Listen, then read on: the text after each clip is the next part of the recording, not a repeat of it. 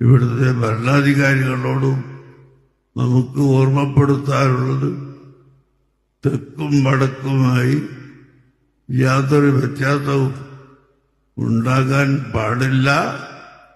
കേരളം ഭരിക്കുന്നവർ കേരളത്തിലുള്ള എല്ലാ ജനങ്ങളെയും ഒരുപോലെ കാണണം. ഇന്ത്യ ഭരിക്കുന്നവർ ഇന്ത്യയിലുള്ള എല്ലാ ജനങ്ങളെയും എല്ലാ മൃതക്കാരെയും ഇന്ത്യക്കാരായി കാണണം.